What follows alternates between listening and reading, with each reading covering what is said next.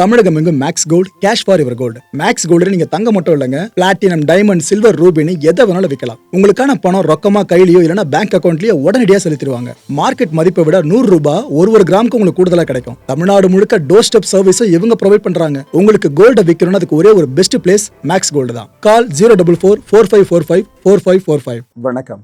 Big topic with Karthik Mayakumar. உங்களை பொறுத்த வரைக்கும் நேட்டோ ஒரு பவர்ஃபுல் அமைப்புன்னு கருதுவீங்களா? ஆனால் ட்ரம்ப்பை பொறுத்த வரைக்கும் நேட்டோவா செக் அப்படின்னு அவர் பார்த்துக்கிட்டு இருக்காரு இப்போ வரைக்கும். இதை நானா எக்ஸாஜரேட் பண்ணி சொல்லுங்க, அந்த மனுஷனை பேசி வச்சிருக்காப்புல. இதை பற்றியும் இந்த யூரோப்பியன் கண்ட்ரீஸ்லாம் சேர்ந்து ஒரு வேலையை பார்த்துக்கிட்டு இருக்காங்களே, அமெரிக்காவை கழட்டி விட்டு, இது எல்லாத்தை பற்றி தான் முழுக்க முழுக்க பார்க்க போகிற நிகழ்ச்சிக்குள்ள போகலாம்.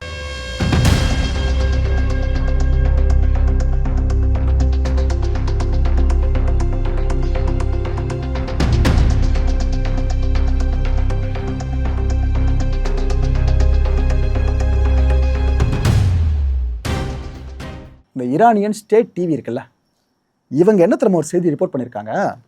இது போல் ஒரு ஈரானியன் சீனியர் மிலிட்ரி அஃபிஷியல் கிட்ட பேசணும்.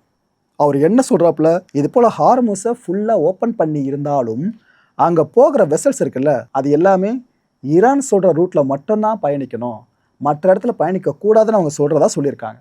இது எதுக்கு ப்ரோன்னு கேட்டிங்கன்னா, வேற என்ன மைண்ட் சார்ந்த விஷயமா இருக்கலாம்.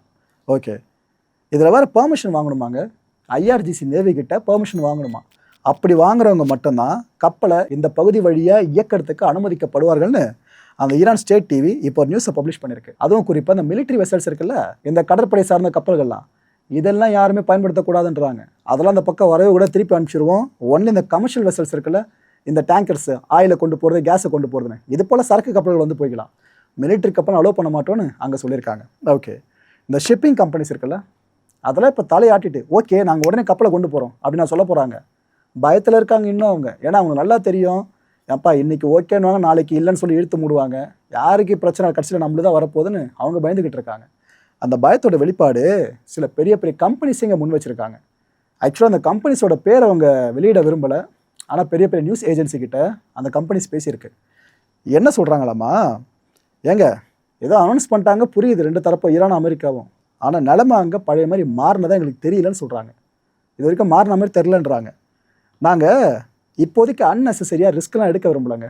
நாங்கள் எதோ சொல்லிட்டாங்கன்னு கப்பலை கொண்டு போயிட்டு அங்கே திடீர்னு எதனா அட்டாக் பண்ணி தொலைச்சி ஒட்டு மொத்தமே அங்கே சரக்கம் போய்டும், முக்கியமாக அங்கே க்ரூவோட உயிரும் போயிடும். தேவையில்லை, நாங்கள் ரிஸ்க் எடுக்க விரும்பலை. நாங்கள் வெயிட் பண்ணிகிட்ருக்கோம். ஏதாவது ஒரு கப்பல் ஹார்முஸை வெற்றிகரமாக கடந்துருவோம்ல, அதுக்காக நாங்கள் வெயிட் பண்ணிகிட்ருக்கோம். அதுக்கப்புறம் பின்தொடர்ந்து சில கப்பல்கள் கடக்கும்ல, நாங்கள் அப்போ போய்கிறோங்க, அது வரைக்கும் நாங்கள் வெயிட் பண்ணணும்னு சொல்கிறாங்க சில ஷிப்பிங் கம்பெனிஸ். இந்த ஹார்முஸில் என்னென்ன நடந்துட்டுருக்குன்றதை நாங்கள் ஃபுல்லாக க்ளோஸாக மானிட்டர் பண்ணிகிட்ருக்கோம். இந்த மானிட்டர் ப்ராசஸில் எங்களுக்கு சாட்டிஸ்ஃபேக்ஷன் கிடச்சிதுன்னா நாங்கள் ஷிப்ஸ் எடுக்க ரெடியாக இருக்கோம். இதெல்லாம் தாண்டி எங்களோட க்ரூ சேஃப்டி இருக்குல்ல, அதாங்க எங்களோட ப்ரியாரிட்டி. ஏன்னா பணங்காசு போனால் நம்ம சம்பாரிச்சிக்கலாம், சரக்கு போனால் கூட திரும்ப நம்ம சரக்கு எடுத்துக்கலாம். ஆனால் க்ரூ மெம்பர்ஸ் எங்களை நம்பி தான் அவ்வளோ பேர் போகிறாங்க, அவ்வளோ உயிர்கள் இருக்குது கப்பலில். அவங்களுக்கு எதனா ஆயிடுச்சுன்னா அட்டாக் பண்ணி, ஸோ அதாங்க எங்கள் ப்ரியாரிட்டி. பிரச்சனையே இல்லைன்னு எங்களுக்கு கன்ஃபார்ம் ஆகிடும், அதுக்கப்புறம் போவோன்றாங்க. இதில் என்ன நம்ம பெரிய ட்விஸ்ட்டு, ஈரான் தெளிவாக சொல்லிடுச்சு, சீஸ்ஃபயர் இருக்கிற வரைக்கும் தான் நாங்கள் ஹார்முஸை ஃபுல்லாக ஓப்பன் பண்ணி வச்சுருப்போம். அப்போ சீஸ்ஃபயர்னா சில நாட்களில் முடிவடைஞ்சிடும்ல, அப்புறம் க்ளோஸ் பண்ணிட்டா இப்போ யோசிச்சுட்டு இருக்க கப்பல்கள் கடைசி வரைக்கும் அங்கே என்னென்னு யோசிச்சுட்டு இருக்க வேண்டியது தான். எவ்வளோ ரிஸ்க்கு பார்த்தீங்கன்னா அந்த கப்பல்களுக்கு கஷ்டகாலம். இது மத்தியில் ஐஎம்ஓ, இன்டர்நேஷ்னல் மேரிடைம் ஆர்கனைசேஷன், ஆக்சுவலாக இவங்க தான் இந்த பகுதி சார்ந்த இந்த கடலில் எந்த அளவுக்கு கப்பல் போக்குவரத்து இருக்கலாம், எந்த அளவுக்கு டேஞ்சர் இருக்குது இல்லைன்றதெல்லாம் சொல்கிற இடத்துல இருக்காங்க. அவங்க என்ன சொல்கிறாங்க, ஏப்பா இந்த ஹார்முஸை பற்றி அனௌன்ஸ் பண்ணிட்டாங்க, அதுவும் பார்த்தோம் நாங்கள், ஆனால் இதை ஃபுல்லாக நாங்கள் வெரிஃபை பண்ணணும்னு சொல்கிறாங்க. ஏன்னா ஈரான் சொல்லிடுச்சுன்ற ஒரே காரணத்துக்காக அவங்க சொன்னபடியே ஃபுல்லாக ஓப்பன் பண்ணி விட்டுருப்பாங்கன்னு எதை வச்சு நம்ப முடியும். ஸோ நாங்கள் வெரிஃபை பண்ணணும். இன்னும் நாங்கள் இந்த ஃப்ரீடம் ஆஃப் நேவிகேஷன் இருக்குல்ல, இதை கன்ஃபார்ம் பண்ண முடியாத இடத்துல இருக்கிறதா சொல்கிறாங்க. ஃப்ரீடம் ஆஃப் நேவிகேஷனுக்காக தான் உலகம் முழுக்க பஞ்சாயத்து. ஏன்னா ஈரான் தனக்கான பகுதியாக சொந்தம் கொண்டு வர்றாங்க, ஒவ்வொன்றும் நாங்களும் பார்த்துக்குறோன்னு.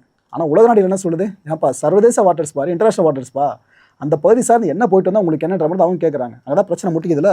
அதான் அவங்க சொல்கிறாங்க, அந்த ஃப்ரீடம் ஆஃப் நேவிகேஷன் நாங்கள் கன்ஃபார்ம் பண்ணணும்னாக்கா ஈரான் சொன்னதை அவங்க செஞ்சுட்டாங்கன்னா முதல்ல நாங்கள் பார்க்கணுன்றாங்க. இதுக்கு மத்தியில் 49 நாடுகளை சேர்ந்த தலைவர்கள் பேசியிருக்காங்க. அமெரிக்கா உள்ள கிடையாதுங்க, அமெரிக்கா இல்லாமல் பேசியிருக்காங்க, யூரோப் கண்ட்ரிஸு, அப்புறம் சில கண்ட்ரிஸும் சேர்த்து. இந்த ஒட்டுமொத்த நாடுகளையும் யார் திரும்ப லீட் பண்ணுறா, ரெண்டு தரப்பு, ஒன்று யூகே, இன்னொன்று ஃப்ரான்ஸ். இல்லை மற்ற தலைவர்கள் வர்ச்சுவலாக கனெக்ட் ஆகிட்டாங்க, ஆனால் ஒரு சில தலைவர்கள் நேரில் சந்திச்சு தான் பேசுகிற மாதிரி இருந்துச்சு. ஃப்ரான்ஸ் நடந்த சந்திப்பு, மேக்ரான் இருக்கார்ல, அவர் இட்டாலி பிரைம் மினிஸ்டர் மெலோனி இருக்காங்களே, இவங்களை வரவேற்பாருங்க. வரவேற்கிறப்ப அவங்கள பார்த்ததும் இவர் குதூகலமாயிட்டு இந்த 2 சீக்ஸ்லேயும் மொத்தம் கொடுத்துருப்பாப்புல. அது ஒரு கல்ச்சர் நாங்கள் பண்ணுறது மொத்தம் கொடுத்துருப்பாப்புல. ஆக்சுவலி அதை மெலோனி எதிர்பார்க்கல போல இருக்குது. அவங்க ஒரு இடத்துல ஷாக் ஆகிட்டு சிரிக்க ஆரம்பிச்சிடுவாங்க. அதுக்கப்புறம் மேக்ரானும் சிரிக்க ஆரம்பிச்சுட்டு அதுக்கப்புறம் 2 பேர் திரும்பி அவரே இவங்கள மேலே அழைச்சிட்டு போயிடுவாப்புல. இந்த வீடியோ இப்போ சோஷியல் மீடியா முழுக்க ட்ரெண்ட் ஆகுது. பல பேர் என்ன தெரியுமா சொல்ல ஆரம்பிச்சிட்டாங்க, இவ்வளோ வருஷங்களாக இந்த 2 நாடுகளுக்கு இடையில ஒரு பெரிய கோல்டு வாரே போயிட்டு இருந்துச்சுப்பா, ஃப்ரான்ஸ்க்கும் இட்டலிக்கும். பார்த்தீங்களா, யூரோப்பு தான் முக்கியம், யூரோப்போட புரோட்டோக்கால் முக்கியம், அங்கே இருக்க மக்கள் முக்கியன்ற நிலைப்பாடு வரும்போது பகைமையில மறந்துட்டு இந்த அளவுக்கு நெருக்கமாகறாங்க. இந்த 2 தலைவர்களோட நெருக்கம் 2 நாடுகளோட நெருக்கமாக பார்க்கப்படுதுன்ற மாதிரி பல பேர் பேச ஆரம்பிச்சிட்டாங்க. வித்தின் செகண்ட்ஸில் இவ்வளோ விஷயங்கள் நடந்திருக்கு. பல்லாண்டுகள பகைமை அப்படி தூர போடப்பட்டிருக்கிறதா உணர்ச்சி பொங்க பேச ஆரம்பிச்சிட்டாங்க.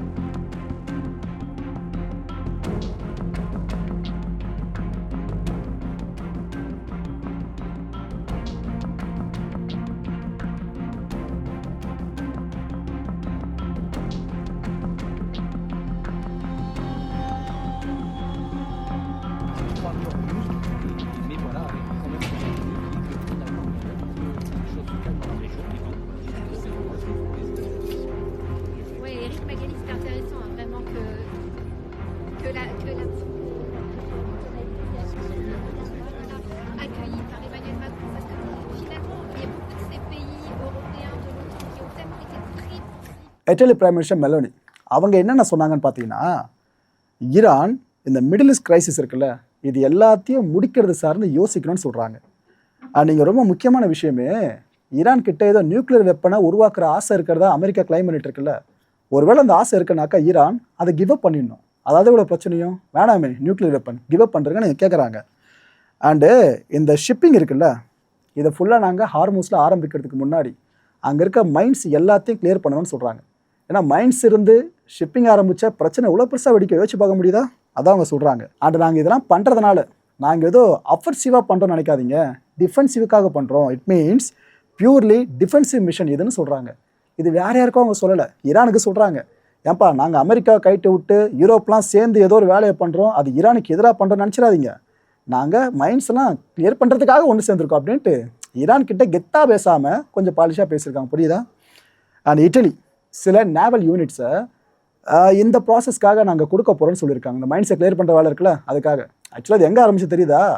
ட்ரம்ப் சண்டைக்கு வான்னு கூப்பிட்டார் யூரோப் கண்ட்ரிஸை, வாங்க சேர்ந்து போய் ஈரான் ஆட்சி காலி பண்ணுவோன்னு. ஆனால் ஒரு யூரோப் கண்ட்ரி கூட வரத்துக்கு ரெடியாக இல்லை. அப்போ ட்ரம்ப் என்ன சொல்லிட்டாரு, ஓஹோ வரமாட்டிங்களா, ஹார்மஸ் க்ளோஸ் பண்ணப்பட்ட எங்களுக்கு ஒன்றும் பிரச்சனை இல்லை, எங்களுக்கு ஒன்றும் அங்கேருந்து ஆயில் வர வேண்டிய அவசியம் இல்லை, அவனை உங்களுக்குலாம் வரணும்ல, நீங்களே போய் பிரச்சனை சால்வ் பண்ணிங்க, எங்களை கூப்பிடாதீங்கன்னு அவர் கைட்டு விட்டார். அதுக்கப்புறம் ஆரம்பிச்சு தான் இந்த அமைப்பு, இந்த யூரோப் கண்ட்ரிஸ்லாம் சேர்ந்து ஒன்றா நம்ம முடிவெடுப்போம் அப்படின்னு. ஜெர்மன் சான்சலர் ஃப்ரெட்ரிக் மெர்ஸ் இவர் என்ன சொல்லியிருக்காரு, இம்மிடியட் இன்ட்ரெஸ்ட்டை நாங்கள் இந்த விஷயத்தில் காட்ட விரும்புகிறோங்க. இட் மீன்ஸ் இந்த அமைதியை நோக்கி நம்ம பார்ட்டி ஃபுல்லாக முன்னேறிட்டு இருக்குல்ல, நம்மளோட ஒட்டுமொத்தமான ஐரோப்பிய நாடுகள், இதை பார்க்குறப்ப சந்தோஷமாக இருக்குது. இது இன்னும் கொஞ்சம் எஸ்கலேட் பண்ணி கொண்டு போயிட்டுருப்போம். இப்போ நமக்கு தேவை சீக்கிரமான டிப்ளமேட்டிக் அக்ரிமெண்ட் தான். அது மட்டும் கிடச்சிட்டா போதும். அது எங்கே கிடைக்கும்? அமெரிக்கா ஈரான் டீல் போட்டால் அது நம்மளுக்கு கிடைக்கும். ஆக்சுவலாக அமெரிக்கா ஈரான் டீலுக்கு ஒரு ஹிஸ்டாரிக் ஆப்பர்ச்சுனிட்டி கிடச்சிருக்கதா சொல்கிறாரு.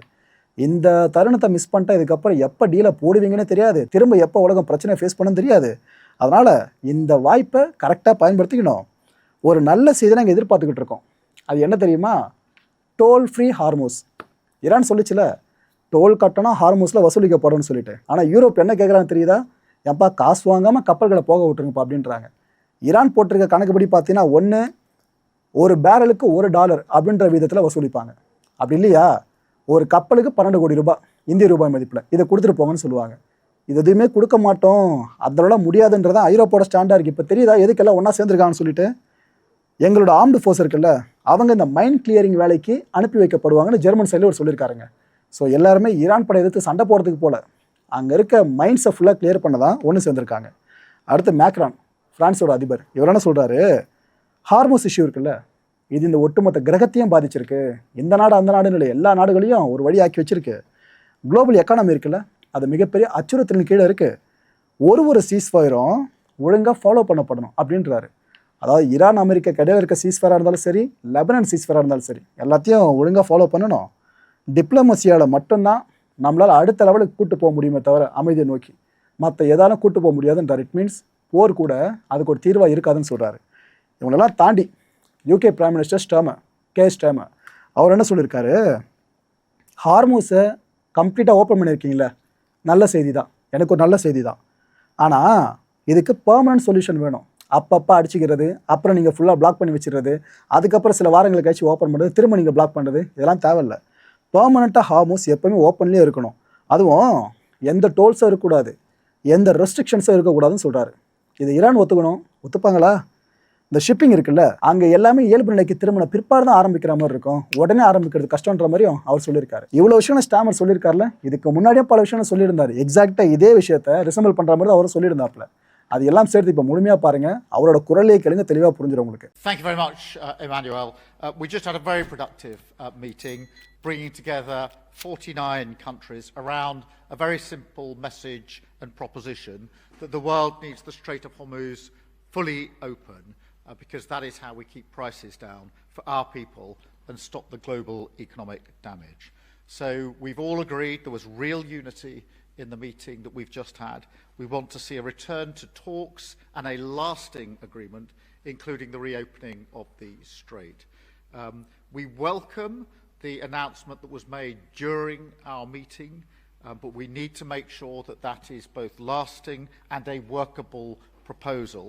And if anything, it reinforces the need for the work that we've been doing this afternoon, because we're very clear that the mission that we're putting together is a defensive mission, and that comes after a ceasefire. So that's why we brought the international group together to indicate how we will play our part. And there are a number of elements. First, to deliver the diplomatic push for peace based on the fundamental principle that the strait should be reopened immediately with no tolls and no restrictions. And there was absolute unity on those points across all of the states attending today.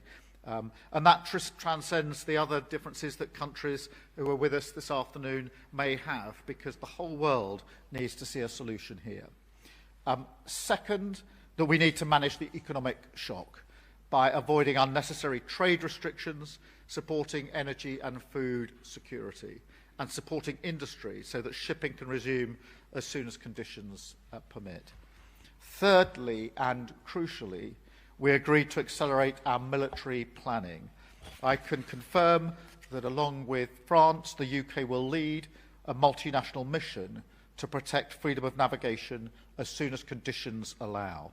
This will be strictly peaceful and defensive as a mission to reassure commercial shipping and support mine clearance.